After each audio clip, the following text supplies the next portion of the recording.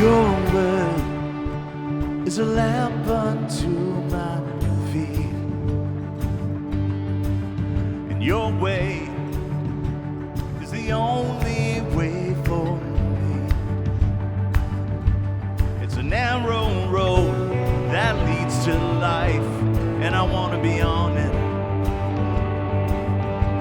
It's a narrow road, but the mercy's wide, 'cause you're good on your promise. I take you at your word. You said it, I believe it. I've seen how trusting works. You started, you complete it. I take you at your word.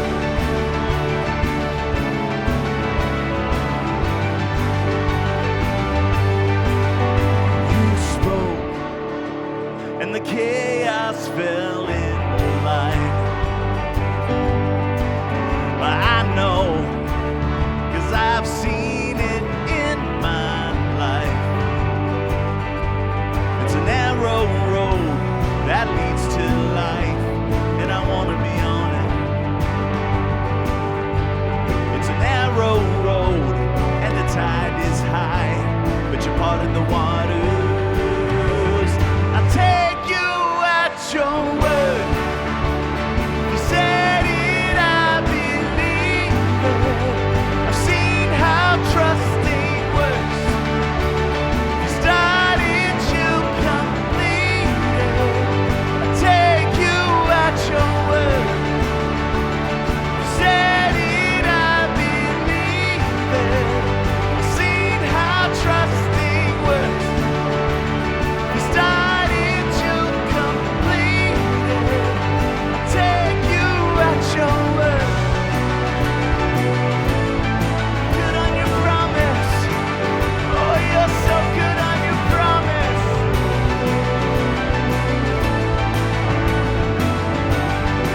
When you said your love would never give up. You said your grace is always enough. You said your heart would never get or forsake me.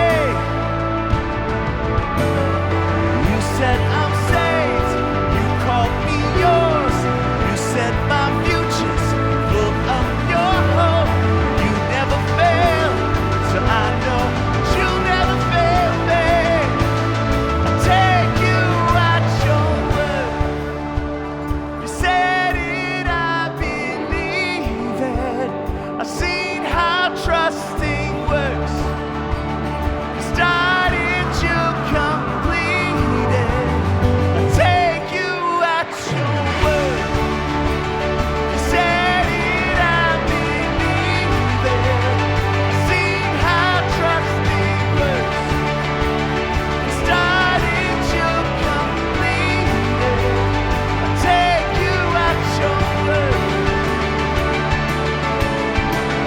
Good on your promise.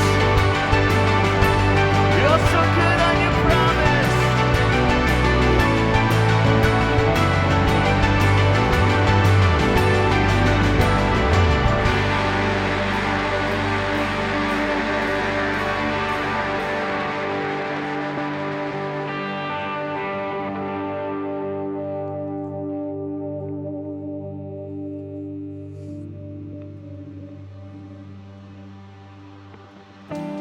And all throughout my history,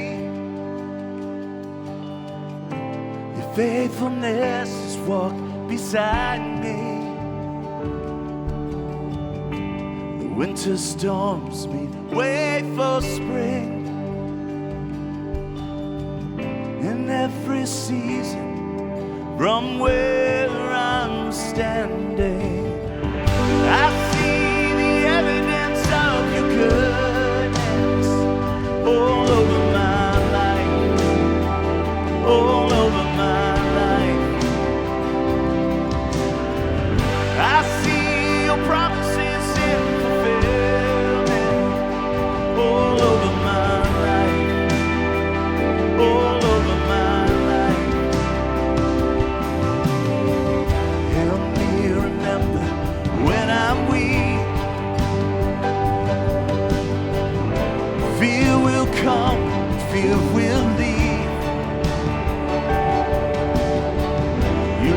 my heart to victory. You are my strength, and you always will be. I see the evidence of your goodness all over my life, all over my life. I see your promises in fulfillment all over my life, all over my life. See the cross, the empty grave, the evidence is endless. All my sin rolled away because of you, oh Jesus.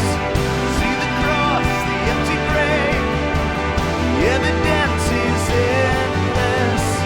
All my sin rolled away because of you, oh Jesus. Oh, I see the evidence of your goodness all over my life, all over my life. I see your promises in fulfillment all over my life, all over my life. I see the evidence of your goodness all over my life, all over my life. I see your promises in fulfillment all over my life, all over my life. So why should I fear? The evidence is here. So why should I fear? The evidence is here.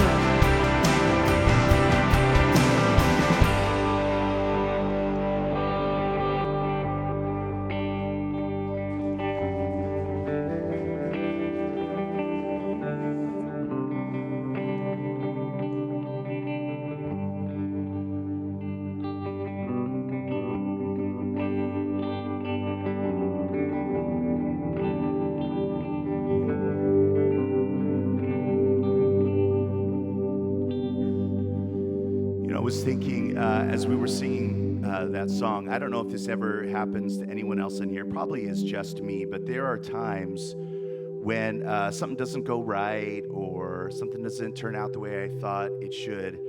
And the only way I could describe it is I feel sorry for myself. You've probably never experienced that, but and I start to feel a little bit like a victim, and somehow life is unfair to me. I don't know if a parent ever had this conversation with you, but life is completely unfair. And sometimes when I get in that moment, it can be really hard to get out of it. You know, it seems like you spiral down and you start thinking, yeah, and that happened, and yeah, that person was unkind to me, and yeah, that didn't turn out the way I thought it would. And I have found that sometimes, and I know from experience that other people have found, that sometimes the only way out of that is to find at least one thing that you could be thankful for, that somehow gratitude just breaks the power of that I'm sorry for myself thing. And so I just thought that maybe in this moment, you may not be feeling sorry for yourself right now, and I'm not, but maybe we could all find like one thing that happened in the last week, the last month, maybe that turned out better than we thought it would, or the other shoe didn't fall, or something good happened, and we could, in that thing, give thanks to God and say, God, thank you that that thing turned out the way it did. I thought it was going to be way worse. I thought that argument was going to go just completely off the rails, but somehow it didn't. And I have to acknowledge your goodness in my life in that one thing. So I wonder if you could find just one thing in your mind right now that you would say, God, thank you for that. Maybe it's two things. Maybe you had an amazing week and you're just so thankful. You're just bursting with gratitude right now. God, we thank you for your goodness. We thank you for your mercy. It was undeserved. That thing that turned out good should have turned out bad in just the natural course of things. Thank you so much for your love and your goodness that is on display if we have eyes to see it, God. If we can get our eyes off of ourselves and off our own circumstance, God, and onto you and your promises and your goodness that literally envelops us. God, there is chaos and there is suffering and there is pain, but we know it could be way worse. And we are thankful. We're thankful for your goodness. We're thankful for your mercy and your grace extended to people like us who would dare to believe that it's out there, that it exists, that you would love us anyway.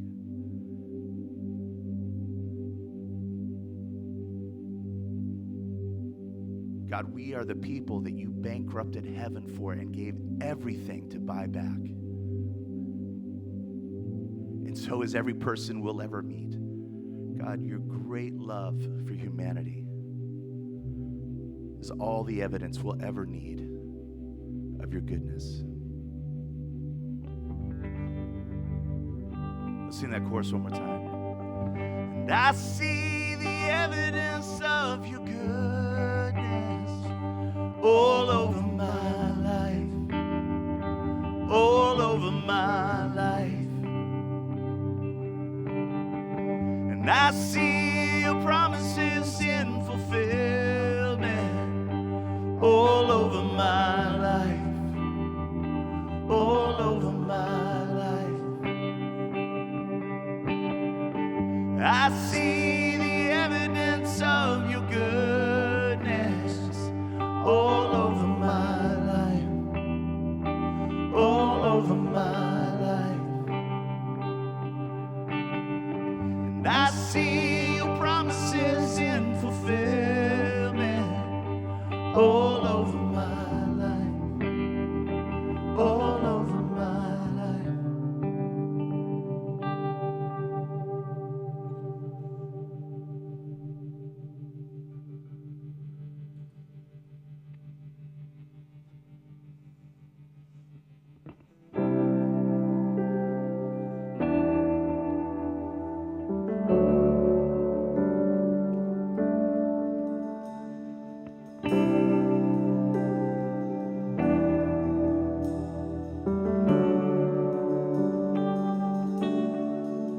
You give life, you are love, you bring light to the darkness, you give hope, you restore every heart that is broken.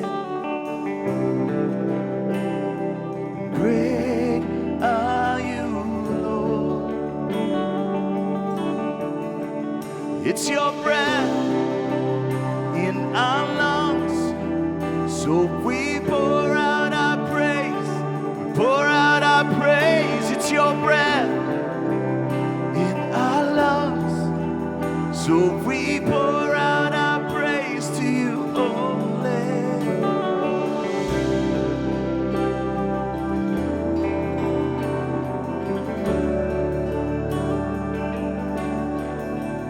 You give life, you are love, you bring light to the darkness, you give hope, you restore every heart that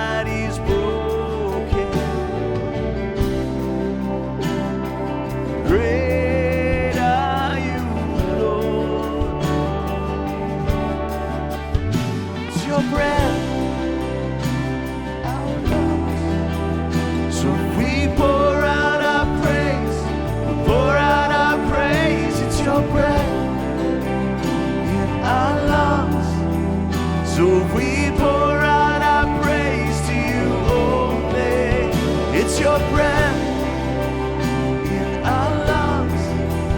So we pour out our praise. It's your breath in our lungs. So we pour out our praise to you only.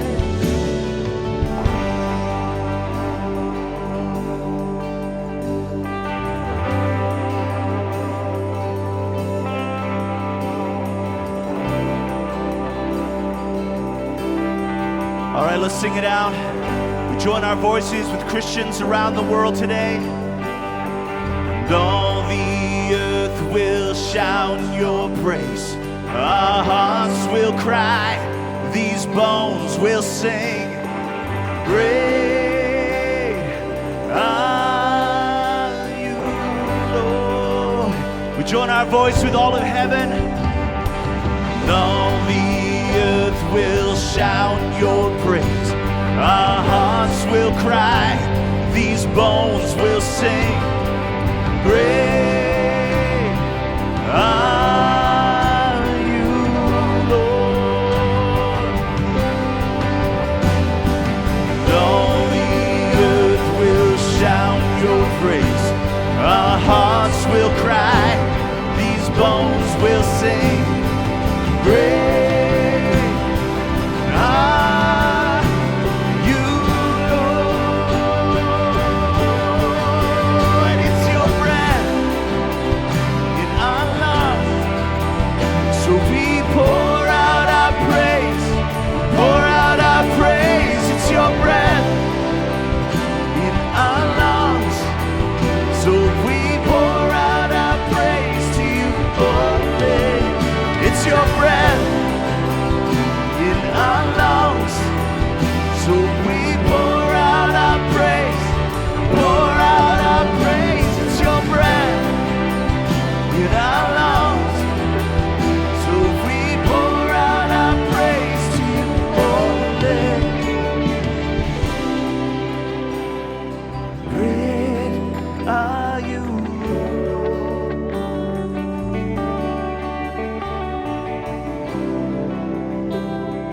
great are you, Lord.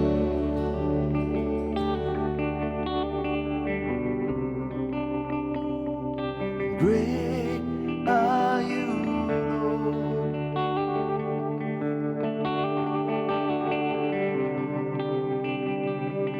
Great are you, Lord.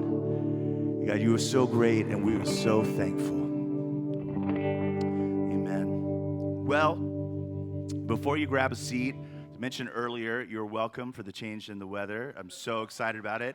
I saw this morning it's not going to last forever, so let's enjoy it. But it got me thinking. For me, cooler weather is kind of that thing that says fall has arrived. But maybe you have something else. Maybe it's something, in your family, a family tradition. Maybe it's an event, a holiday. Maybe it's football. What's something that to you says, okay, fall is here? Go ahead and introduce yourself to somebody as you're sitting near and ask them that question.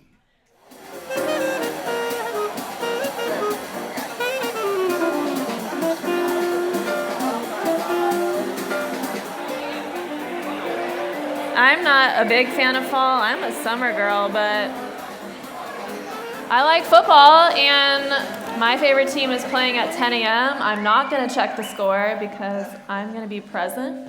Looks like we're a little hot. But go Chargers. Anyways, my name is Ashley. Welcome to Terra Nova. If you are a guest, thank you so much for being here. We hope you enjoy some cold brew. I feel like it's still warm enough to have cold brew. And I'm going to have a couple cups and be zinged in about an hour. But we just hope you enjoy your experience if you're a guest. Thank you for being here this weekend. When you came in, we got something called a weekend program. If you want to pull that out, pull out your Terra Nova app. We have a lot of amazing, fun things coming up. You might see this flyer here. We're relaunching Saturday nights next week. We're so pumped about that. It just feels right. It just makes sense. I am so excited. We have a water night coming up. We have our tailgate taste-off, which is next Saturday, so make sure you check out all the info on that. We'd love for everyone to be part of that as we're relaunching and just getting excited about fall. But if you can just draw your attention to the back, we have our Connect card back here. And this is probably my favorite part of our program because I love this satisfying tear right here. And I love that it gives us all an opportunity to just share what's going on in our life. You'll see there's an area to write a prayer request down. If you're a guest, we would love for you to fill this out because you can also check off any boxes if you have any questions. We want to answer your questions and kind of let you know who we are as a church and as a community. So if you're a guest, please fill this out. This is something we fill out whether it's your first, second, 100th time here. You can also fill it out on the app, so make sure you just let us know what's going on. We'd love to pray for you. We have a prayer team who would love to pray for you as well. I know it's just like a fall and like just this year feels like a heavy season for some reason, so just let us know, and we would love to be praying for you. But something that you might have noticed in your program, and it's probably the biggest deal of what is coming up, is actually our fall life groups. It just kind of feels like the right way to go into fall, like joining groups, whether that's trying out a new group or joining a group you've always been a part of. I feel like a lot of you are really good at reading, so you can probably read yourself all of the millions of groups we have to offer. And while you're looking over those groups, I thought I'd just tell you like a little story about myself and just how I joined life groups. I was 19 years old and I walked into a church in Virginia, in the middle of nowhere, Virginia, by the way, and I joined a life group because they said, hey, this is great. If you've just been studying the Bible on your own or coming on the weekends, this is the next step. And I was like, okay, sounds good. And I just remember showing up in this little like trailer outside the church because like that's where they had things, like a mobile home trailer kind of situation. And I walk in and there's just a circle of people and like ugly fluorescent lights. And I was just like, oh, I'm not sure about this. I'm like someone who's an introvert, and so it was like a big step out of my comfort zone. And I just remember not being the same person since I left that group that day. I've never been the same person. It opened my eyes to the different facets of my faith that are so important. And to this day, many, many years later, sadly, not close to 19 anymore, I realize this is not just a life group, it's a way of life. Like this is just what makes sense. This is what God wants for us. And it kind of came up again in my life last year. This week last year, I decided to start a birth photography business, like women giving birth. And I was like, this is going great. I'm going to learn how to do this all by myself, and I'm going to figure this out on my own. And like 4 months in, I was like, this is really lonely. Oh, okay, wow, this is intense. And I got invited to be part of this like birth workers group that meets at a coffee shop. And I was like, they're going to know so much more than me. They're going to have so much more experience. Like, this is intimidating for me. I don't think I want to do this, but something in me was like, no, you should go. And I show up, and everyone's sitting in a circle again. Not ugly fluorescent lights, so it was great.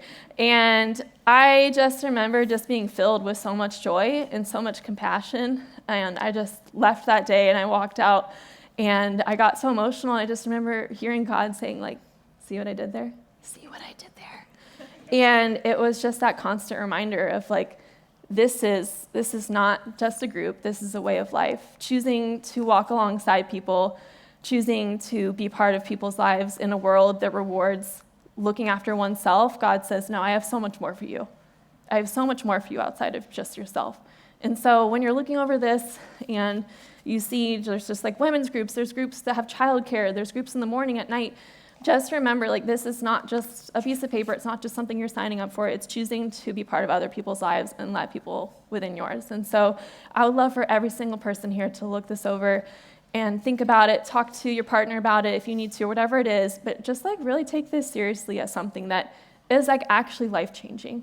And we would love to get this back from you. If you're like, no, I know what I'm doing, and you're signing up today, I'm stoked for you. I'm glad for you. You can also sign up on the app. We're going to be doing signups for a couple weeks now, so take your time and just look over where you're going to join in.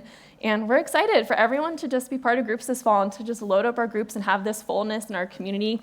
But yeah, make sure you're looking this over. Hand it back in if you want to, or take it home and look over it. Again, we're just really excited just to be in community this fall. I think that's what this theme is for us. And we hope you enjoy your experience this morning. Again, if you're a guest, thank you so much for being here, and thank you for not watching football and coming in here to spend time with us. And we hope you just have such a great time as we head into part 2 of Reactions Speak Louder Than Words.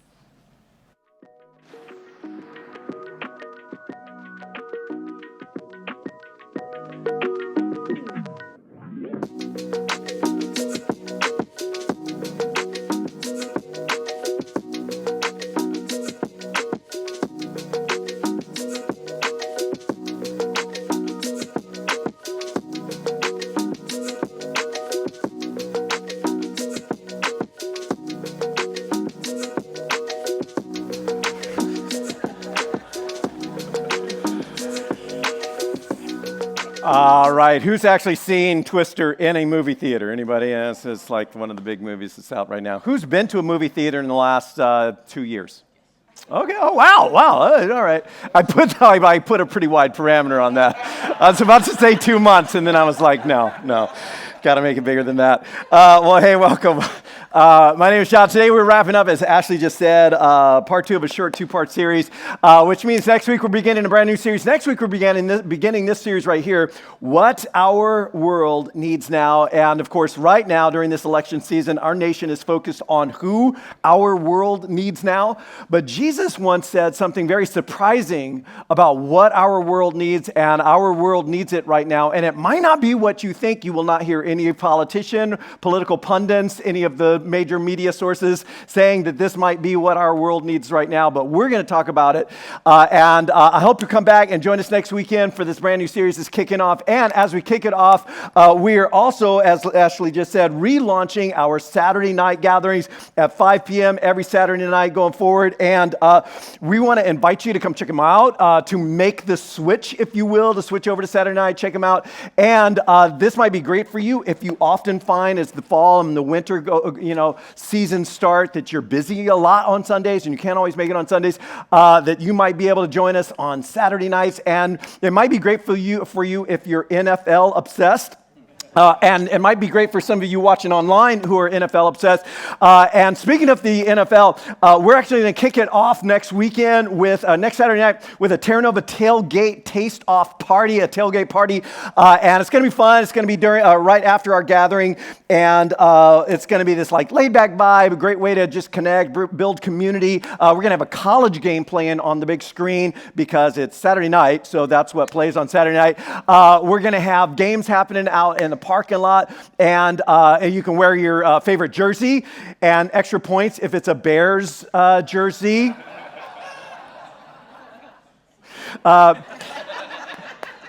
Someone I know might be wearing one of those. Anyway, you wear a jersey, and one of the things that makes parties great is great food. And so this is a tailgate party, and we're inviting you to bring your favorite tailgate food to share. So, like, you know what your says tailgate party football to you? Maybe it's like pigs in a blanket, or your famous wings recipe, or brat bites, or like some sliders, or some jalapeno poppers. And like I said last week, basically I'm just saying everything I hope you'll bring.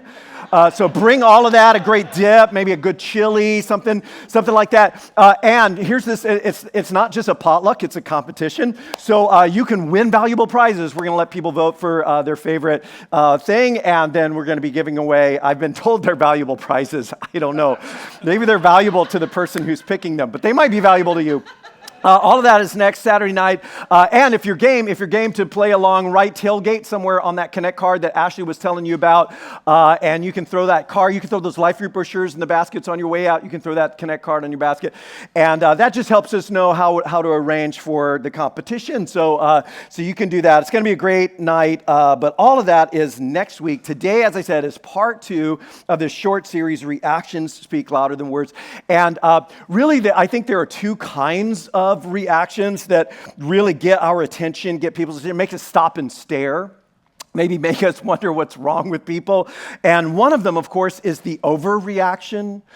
Somebody just losing it publicly, and we've all been there, right? Maybe we were even right. Like we thought, like we were so right. In fact, we were so right, we got kind of over right, as we said last week. But our reaction overrode our point, overrode the moment, overrode our rightness and our self-righteousness, and maybe even overrode our right to be speaking right now.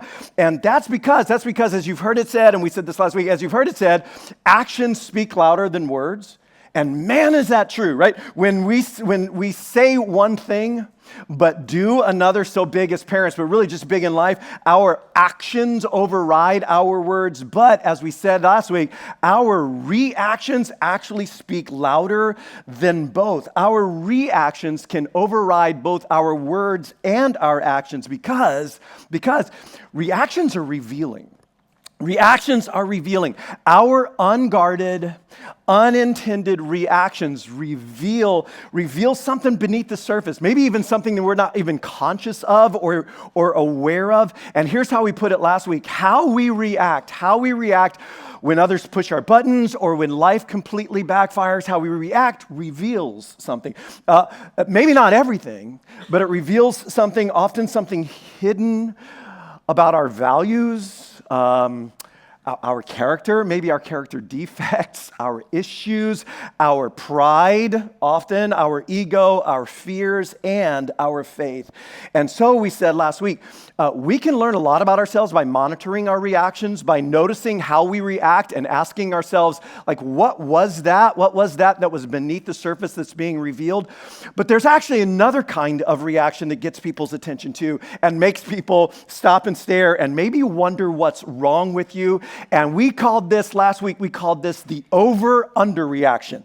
The over-under reaction. And an over-under reaction is an unexpected, unwarranted, remarkable, unexpected, unwarranted, the thing that just happened does not call for this kind of reaction, remarkable reaction to disappointment or hurt or loss or betrayal, unmet expectations, setbacks, even tragedies, a reaction that causes people to wonder things like, why isn't she angry and bitter right now? Like, why isn't he broadcasting his grievance and like letting everybody know?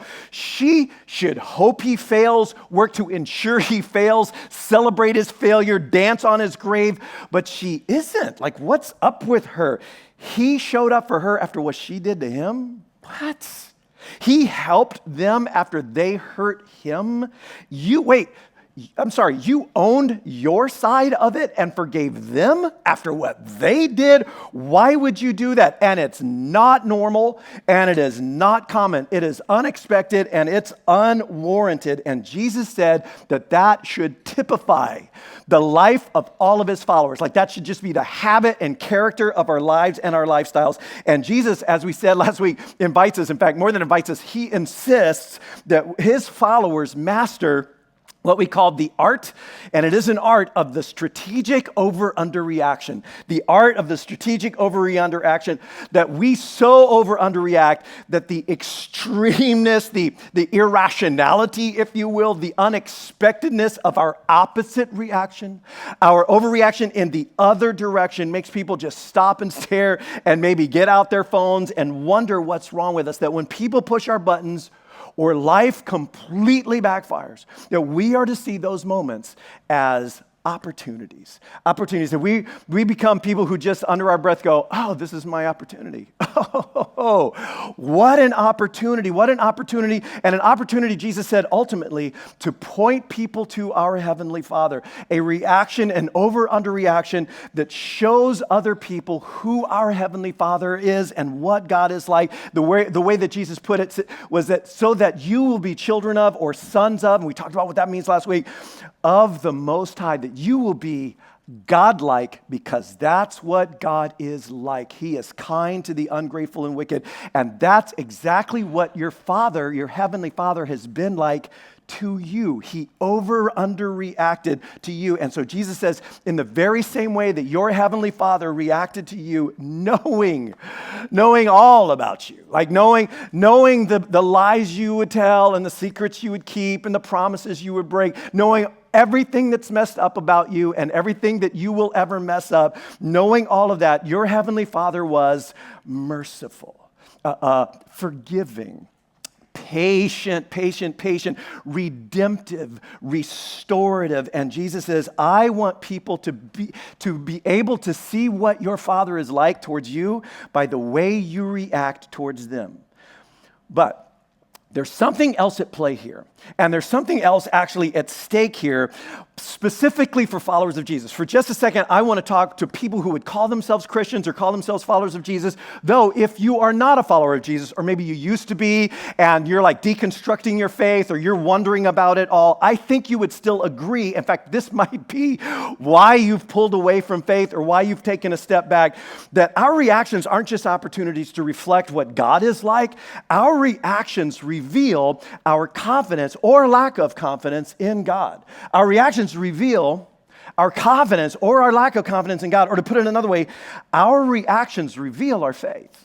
Our reactions reveal our faith for what it actually is. When life circumstances turn on a dime, or when it feels like everything just collapsed, everything you had put the weight of your life on just fell away, how we act or react in those moments reveal a lot about what we truly believe. And here's the thing, we can talk about our faith all day long, and some of us do, and maybe we should. We can sing about what we believe, we can post about it, we can put bumper stickers on our car about it, we can yell about it, argue and debate over it, we can get all offended by it and protest over it, and we can tell other people what they should believe, but how we react, especially to the worst and most challenging people and experiences in life, reveals what we actually believe. What we actually believe, what we're really putting our trust in, and the depth and character or nature of our faith, which raises an awful, but honest, just uncomfortable question that I'm going to ask. So what do my reactions reveal about my confidence in God? What are your reactions? What do your reactions reveal about your confidence in God when life goes very, very wrong? When tragedy and loss strike, when people fail me or hurt me, or my dreams backfire and my plan A and plan B and plan C have all gone into the toilet, what are my reactions revealing? What are my reactions? What story are they telling to anybody who's listening, to anybody who might be watching? And is it possible, and for me the answer is, oh yeah, is it possible that my reactions have at times overridden my words and overridden even my actions? Now, as annoying as that question is, since we're on the topic, I just thought I would be a little bit more annoying and get real personal and uncomfortable. Let me put it this way. On November 6th, the day after Election Day, when roughly 50% of the U.S. population, because this is about how it goes every year, is completely devastated that the other candidate won, what will your reactions, personally, mentally, psychologically, emotionally, spiritually, relationally, publicly, social media-ally, internet-ally, what will your reactions say about you and what or who you've really placed your trust in and what you truly believe? You could put it this way, your bumper sticker might say, I don't know what the future holds, but I know who holds the future. But do your reactions say that? Now, that's just annoying, and we'll move on, because I've been up in your business like, why did I go to church today? So here's the thing. Jesus taught his followers to see all of these things, everything that happens in life as opportunities to react in a way that reflects who our Heavenly Father is and his reactions towards us, and to react in a way that reflects our unwavering confidence in our Heavenly Father. And Jesus didn't just instruct his followers to behave this way and live this way. He actually modeled it. He loved his enemies. He did good to people who did not do good to him. He prayed for those who mistreated him. And he demonstrated this unwavering confidence in his Heavenly Father all the way to the end. The tragic, horrible, painful, shameful end. And Peter, who is one of the original followers of Jesus, one of the OGs, if you will, who was there the whole time, followed Jesus, saw all that he did behind the scenes when the crowds weren't watching, heard everything he taught, saw him be crucified on that cross, and then peeked in and saw the empty tomb, met Jesus after he died, alive, fully alive, walking and talking, had meals with him, conversations lasting well into the evening. Peter, who was there for the whole thing, years later, he's reflecting on that night, that horrible night when Jesus was falsely accused and was beaten and eventually crucified as the one he considered to be the Messiah, like God's final king, like the anointed one, the conquering hero, hung there, defeated by the Romans, obviously, covered with blood and shame, hanging on a Roman instrument of torture, surrounded by people who cursed him and made fun of him and spit on him, doing nothing at all to retaliate, as if he was helpless. And 30 years later, Peter, reflecting on that day, he writes this. He says, when they hurled insults at him, he did not retaliate. When he suffered, and he suffered, He made no threats. He didn't say, I'm coming for you. I'm going to haunt you in your dreams. I'm telling my dad, which when Jesus says that means something a little bit more than we do.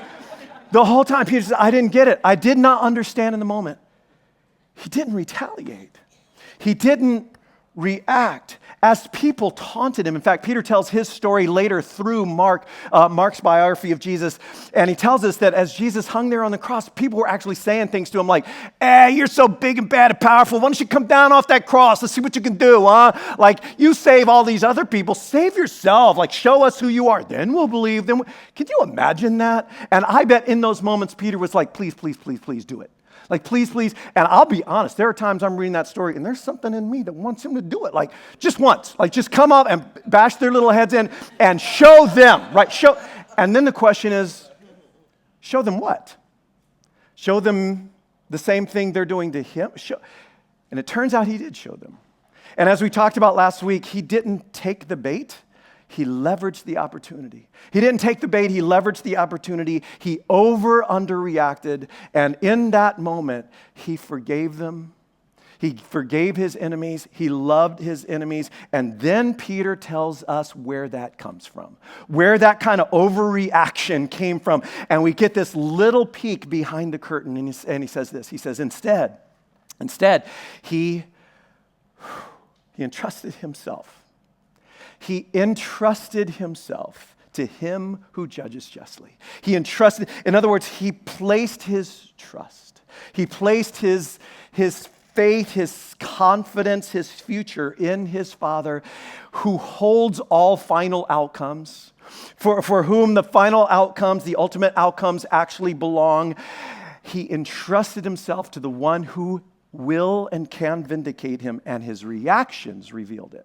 His reactions revealed his confidence in him who judges justly. And Peter says he did that. He didn't just do that like for himself.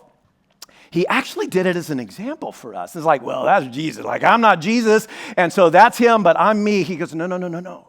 He actually did that as an example for us for what it would look like to follow him.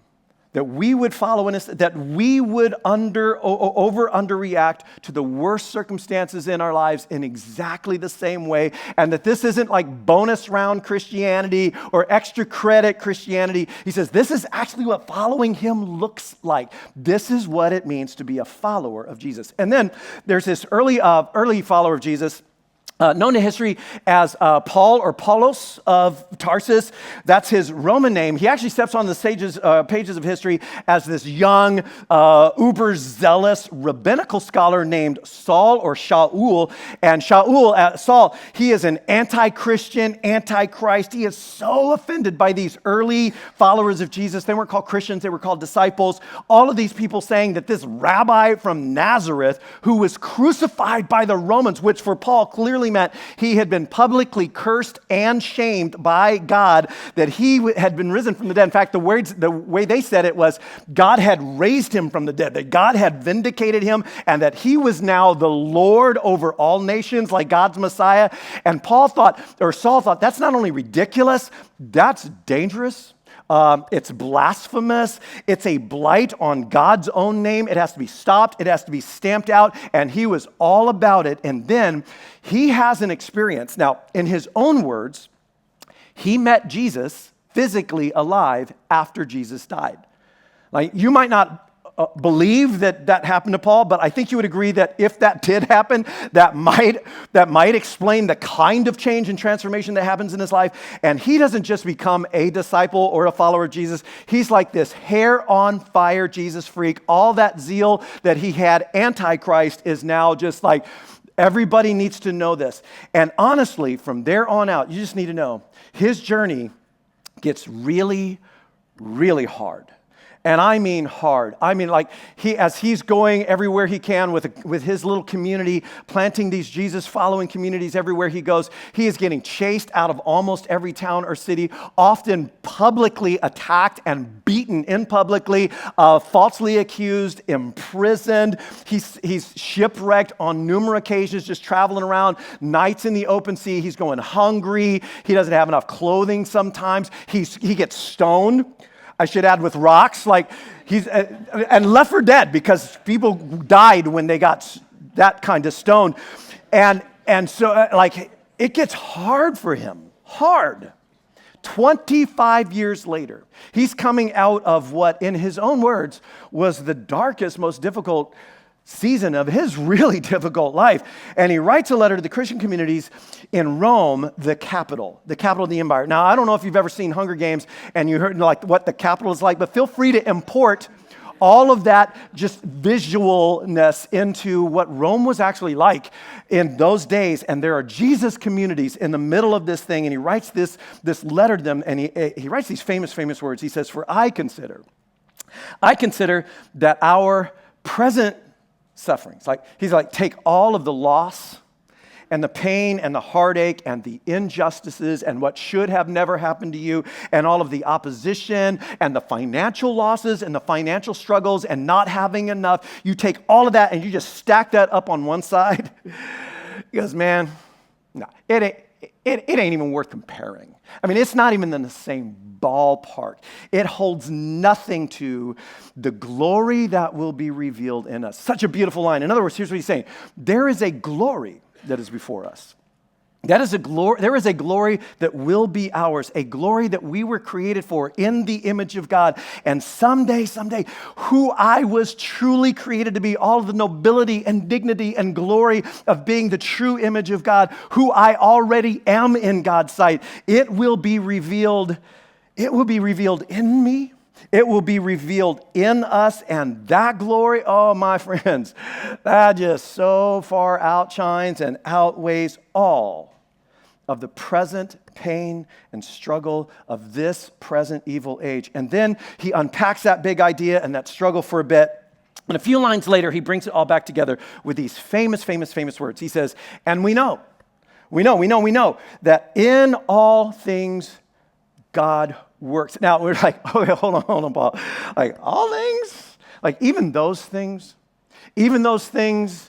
that have not worked out, that did not work out, like it's all, are you just saying it's all going to work out? And we might actually be tempted to bring up some of our things until we remember who we're talking to. It's like, well, what about, and they're like, let's just put a pin in that. You keep going, I'll catch up. But like, what? He goes, yeah, all things, all the mess, all of the not good things, all of the present sufferings, that God works together, or the verb is actually he co-works. He's a co-worker. It's not that he works the things together, but he's co-working or working together with others, working together with those who are willing to work with him, that God co-works for the good of those who love him. Now, he's not saying, don't hear what he's not saying. He's not saying, it's all good.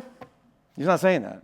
He's not saying everything is good. He's not even saying, it'll all work out in the end. Don't worry, it'll all work. It's better than that. It's better. He is saying, I am certain that God has the infinitely redemptive capacity.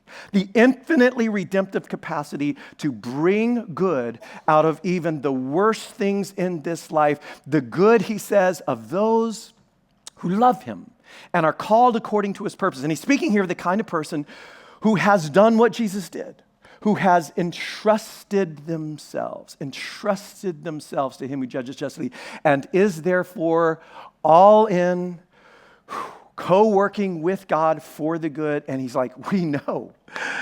Like, we know that. Right. We know that he does that, to which we might go, well, how do we know that? How, like, what do you mean we, Paul? Like, how do we know that? Because if we could know that, I mean, really, if that could get from the category of things Christians say they believe down to the level of what we ourselves deeply know to be true in the operating systems of our lives, if we could know that, well, that'd probably change how I react to some of the things, maybe to all things, right?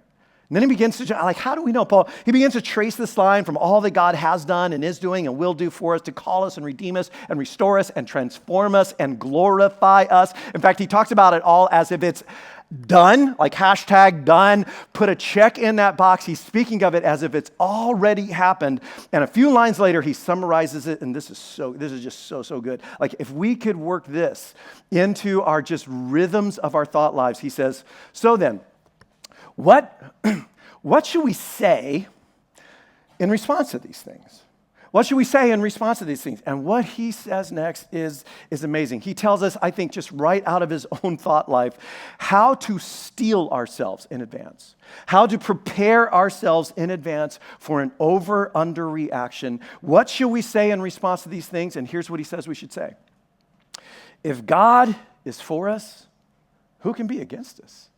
If God is for us, who can be against us? Which we'd say, well, there are a lot of people who can be against us. I mean, like, are you kidding me? I feel like everybody's against me right now. I feel like all of life is against me right now. What do you mean, who can be? Paul's like, no, it's a rhetorical question. Think about it.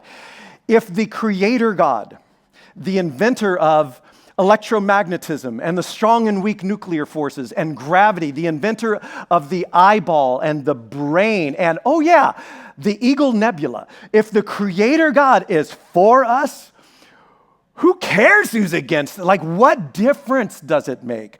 Who might be against you? And though this is, I do not think this is exactly what Paul means in wording the question this way, there is actually some real wisdom in saying it, in actually saying this in response to all these, in response to the button-pushing things and the "are you kidding me right now" things and the no, not again, not now things and the dream-dashing things and the heart-wrenching things before we react, before we overreact, to pause and actually ask this question.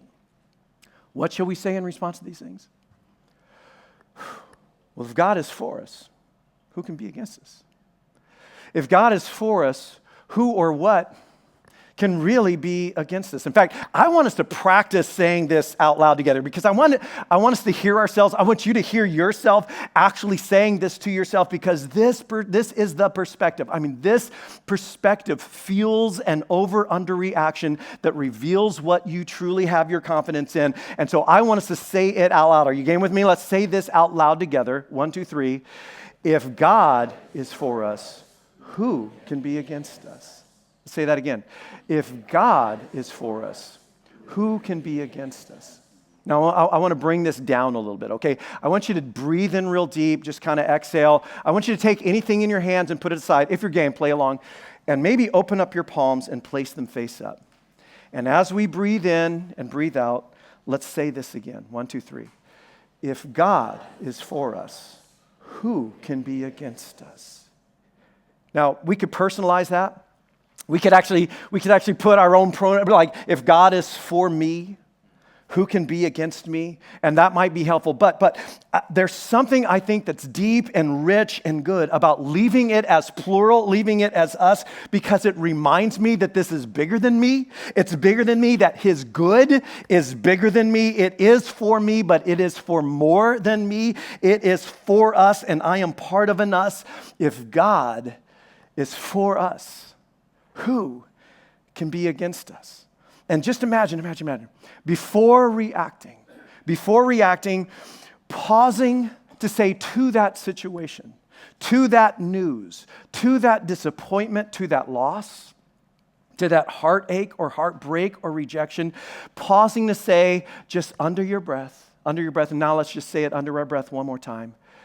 If God is for us, who can be against us? If God is for us. If God is for us. But that still brings us back to this question.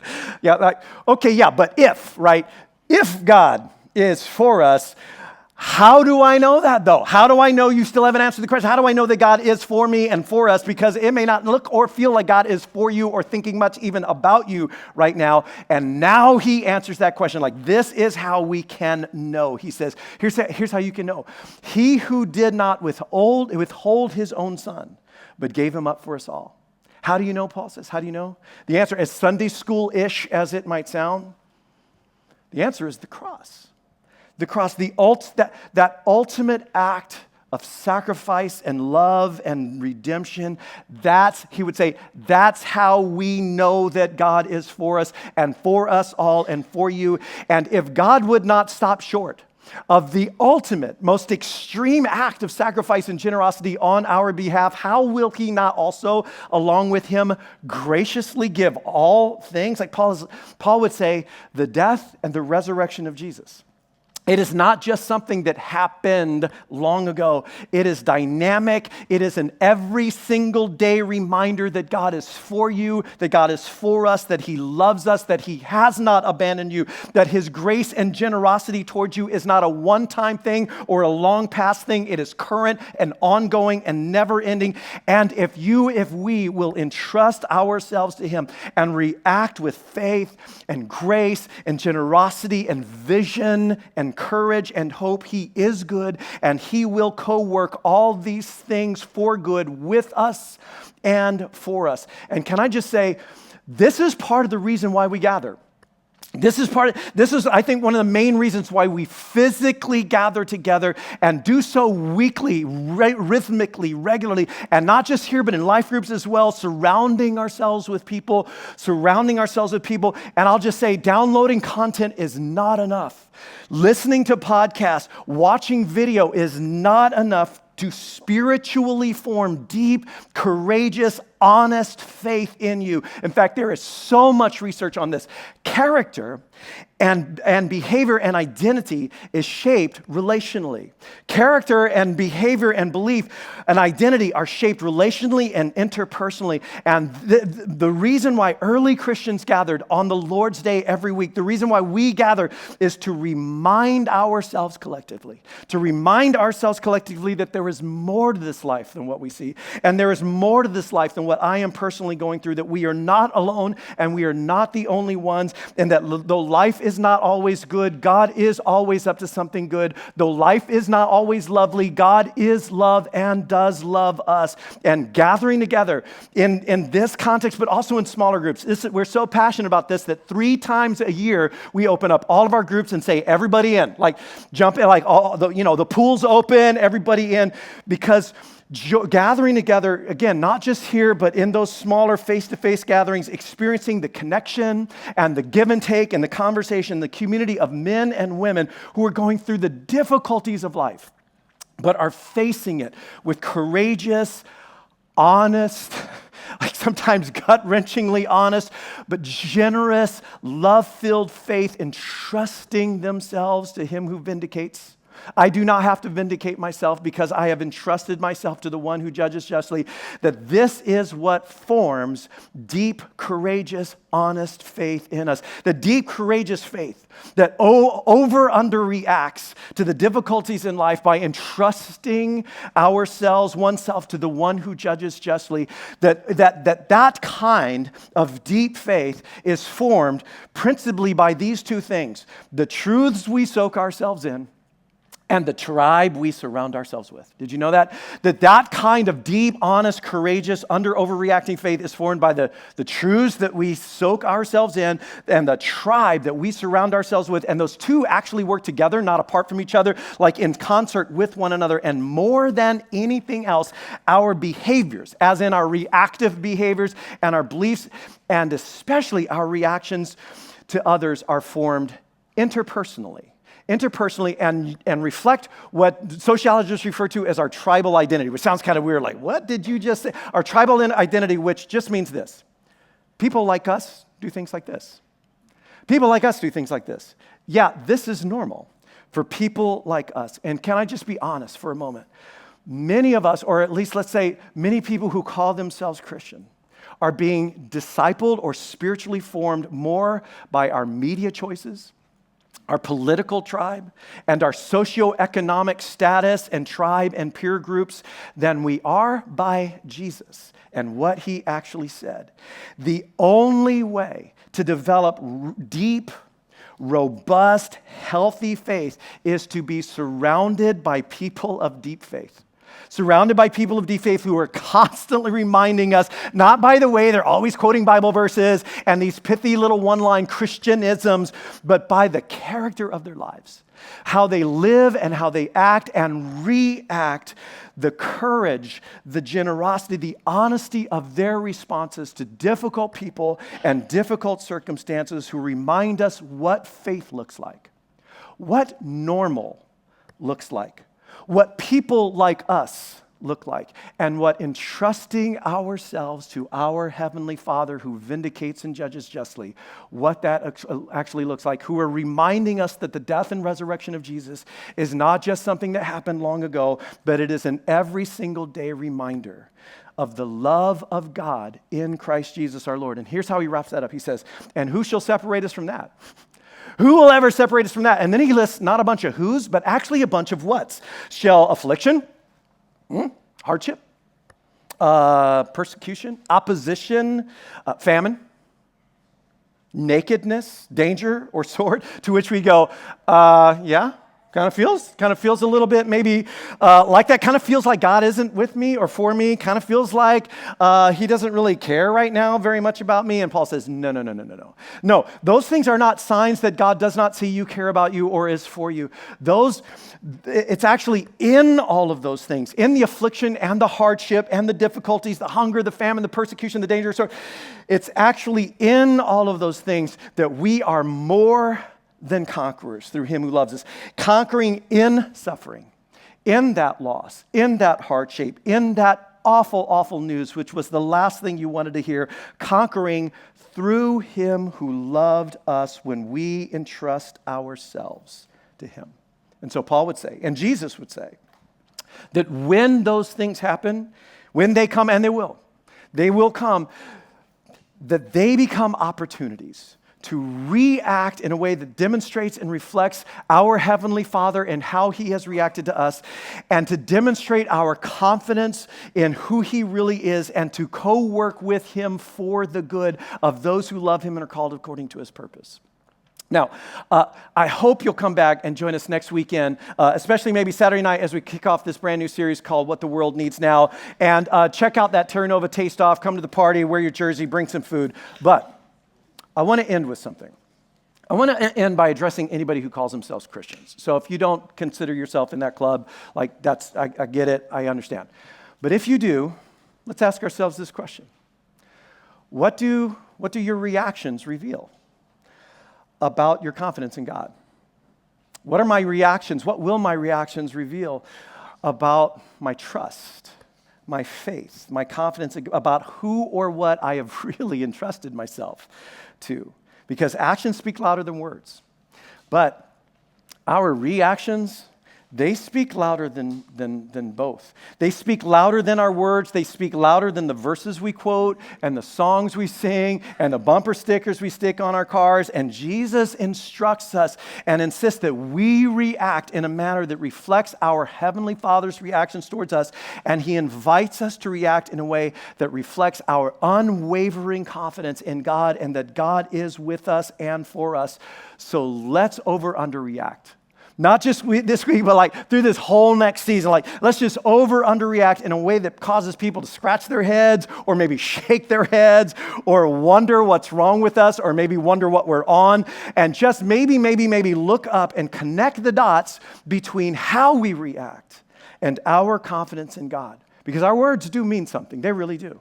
And our actions often mean even more, but our reactions are often our best opportunity to show the people around us the strength and the depth and the courage and the beauty and, yes, even the benefits of our confidence in God.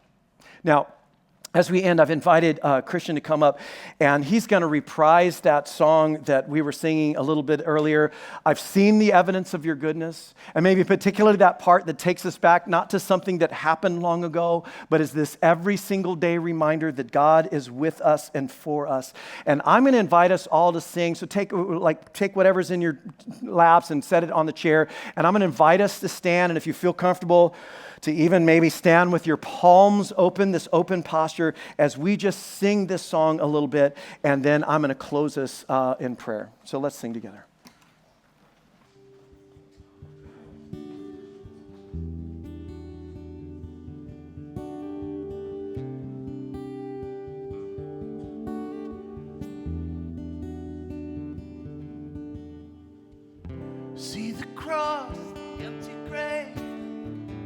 The evidence is endless.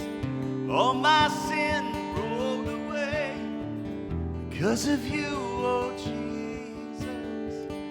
See the cross, the empty grave. The evidence is endless. And all my sin rolled away because of you, oh Jesus.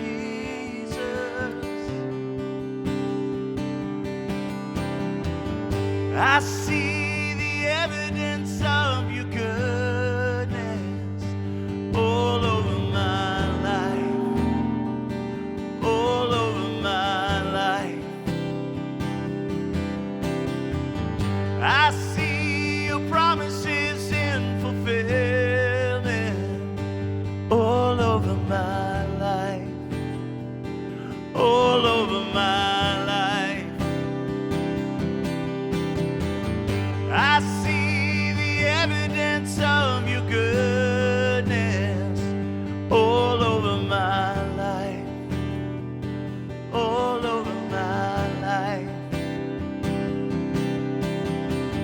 And I see your promises in fulfillment all over my life, all over my life. So why should I fear? The evidence is here. So why should I fear? The evidence is here. So why should I fear? The evidence is here. One more time. So why should I fear? The evidence is here. Still standing, and just maybe, if you were game, as your palms are still open, I want to close by having us read together how Paul actually ends this whole section with our hands open, maybe just breathe deep. What shall we say? What shall we say in response to all these things? He says, if God is for us, who or what shall be against us? And then here's how he ends it. For I am convinced that neither nor life, neither angels nor demons, neither the present nor the future, nor any powers, neither height nor depth, nor anything else in all creation will be able to separate us from the love of God that is in Christ Jesus our Lord.